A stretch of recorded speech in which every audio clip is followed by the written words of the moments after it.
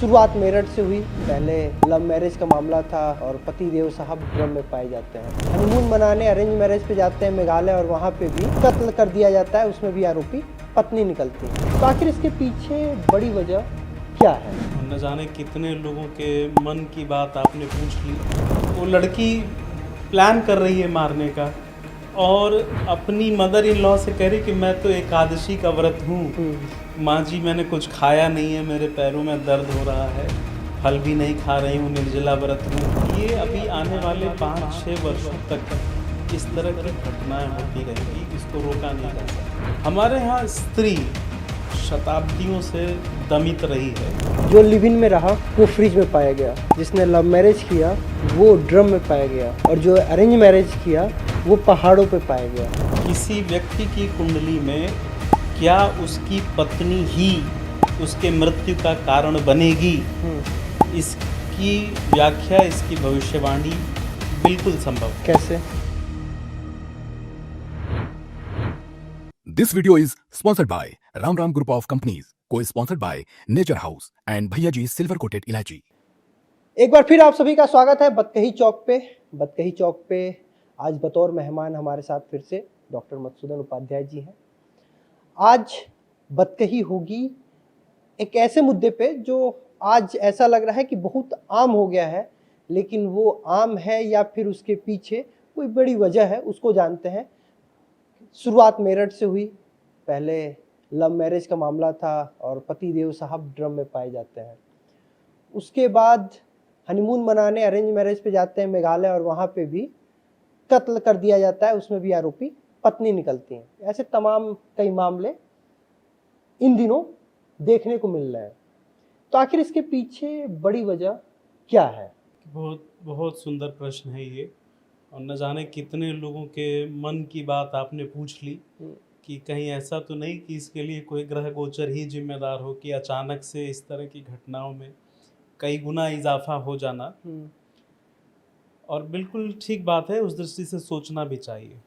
देखिए, भारतीय ज्योतिष परंपरा में विवाह को हम तुला राशि से देखते हैं। शुक्र की राशि है, कोई भी विवाह कैसा होगा, कितना चलेगा, ये तुला राशि और तुला राशि से शुक्र की दूरी ये बताती है। अब इधर आप देखें कि 2-3 बड़े महत्वपूर्ण ग्रह गोचर कैसे हुए।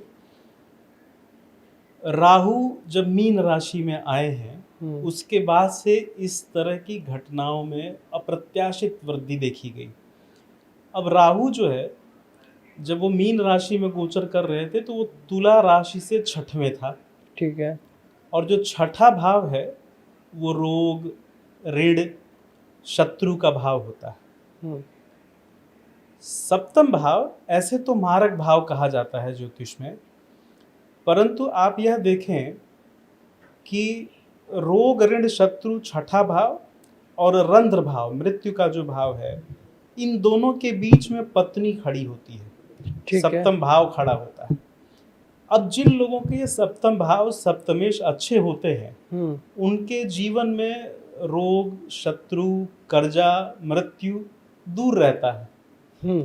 अब इधर क्या हुआ कि काल पुरुष की कुंडली के सप्तम भाव से छठे में जब राहु का गोचर प्रारंभ हुआ और फिर इधर जब शनि का गोचर प्रारंभ हुआ, तो इस तरह की घटनाओं में अचानक से उछाल आना शुरू हो गया। और ये केवल भारत की बात नहीं है, ये पूरे वैश्विक संदर्भ में भी हम इसको देख सकते हैं। राहु षड्यंत्र का कारक है। अच्छा। आप राहु की कहानी से हम सब अमृत परिचित हैं। कैसे उन्होंने पिया? अमृत पीने के लिए उसने वेश बदला, माया का वेश धारण किया। ऐसे ही आजकल आप देखें पत्नियों के स्वभाव को, जो मैं सभी पत्नियों की बात नहीं कर रहा हूँ, जो इस तरह के केसेस देखने में आ रहे हैं, वहाँ पर माया का एलिमेंट कितना तगड़ा है। अभी हम लोगों ने ये मेघालय वाला केस देखा।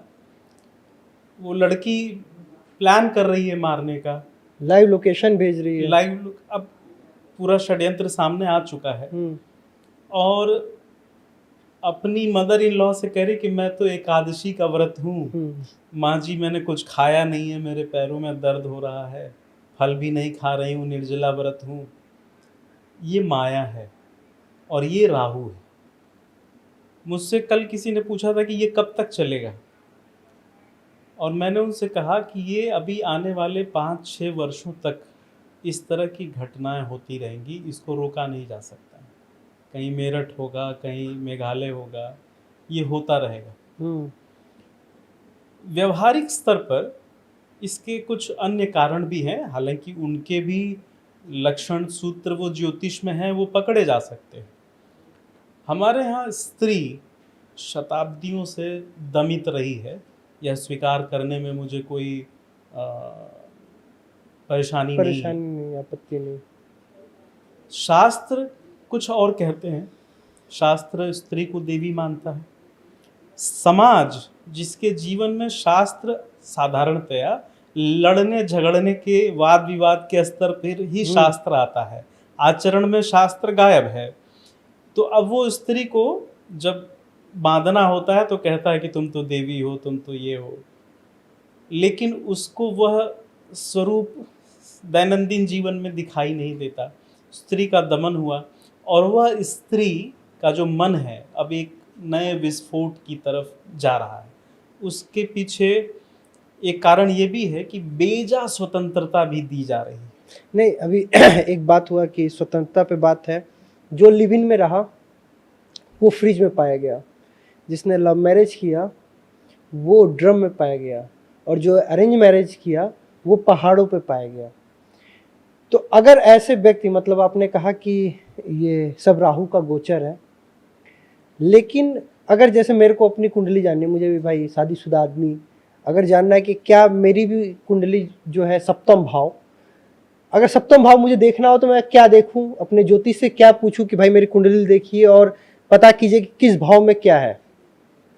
देखिए, किसी व्यक्ति के मृत्यु का क्या कारण होगा इसका लगभग 100% एक्यूरेसी के साथ प्रेडिक्शन किया जा सकता है। किसी व्यक्ति की कुंडली में क्या उसकी पत्नी ही उसके मृत्यु का कारण बनेगी, इसकी व्याख्या, इसकी भविष्यवाणी बिल्कुल संभव है। कैसे?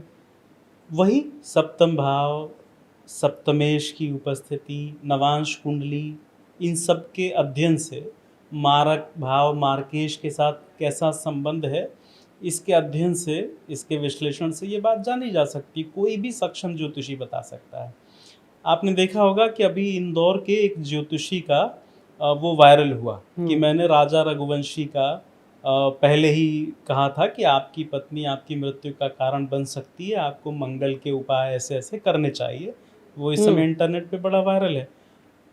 चलिए, इसमें एक अवसरवादिता छुपी हो सकती है कि उनको मौका मिल गया अपनी प्रेडिक्शन को भुनाने का, लेकिन इससे ज्योतिष शास्त्र की अचूकता एक बार फिर से स्पष्ट होती है कि इस तरह की भविष्यवाणी की जा सकती है। अच्छा, विवाह संबंध जो है ना, जैसे हमारे यहाँ ये 16 संस्कारों में एक संस्कार है, ठीक है। अब हम जब विवाह के लिए चुनाव करते थे तो जिसको कहते हैं ना कि 7 पुश्तों की पड़ताल की जाती थी।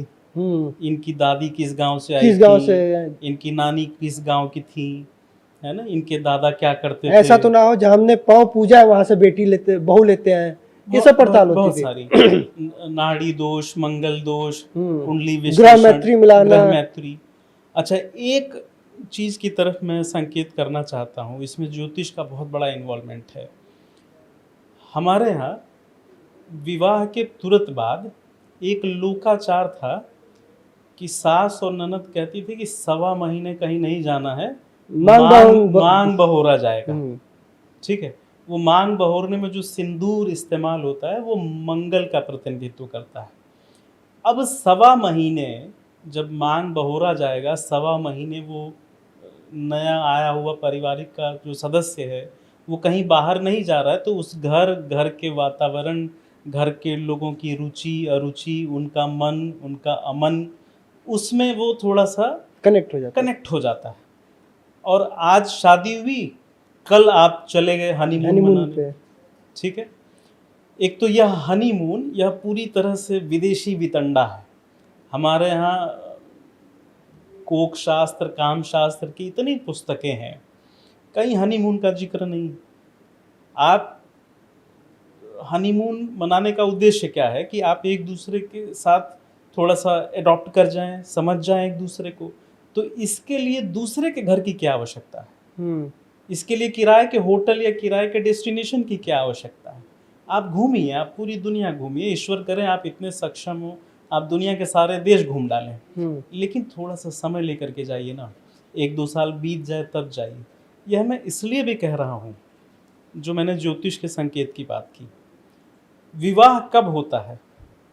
विवाह तब होता है जब सप्तम भाव जागृत हो। जागृत होता है। और मैंने अभी प्रारंभ में कहा कि सप्तम भाव, वो कोई भी लग्न, कोई भी राशि हो, सप्तम भाव मारक होता है।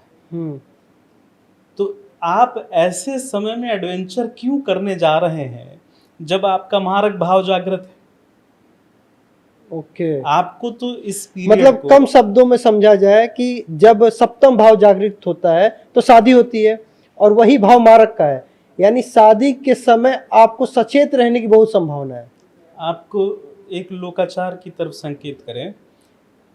गांव में शादी के 2, 4, 5, 10 दिन पहले से कक्कन बन जाता है। लड़का हो या लड़की हो, कहते हैं बाहर नहीं जाना है, लगन लागल बा। हाँ, लगन लगी है, उनको पता है कि लगन पे सप्तम भाव का प्रभाव आया है, बाहर मत जाओ, रिस्क हो सकता है।